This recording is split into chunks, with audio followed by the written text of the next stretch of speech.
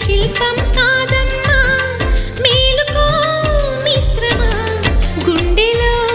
జ్వాలలే జ్యోతిగా మారగా చీకటి దారిగా వేకువే చేర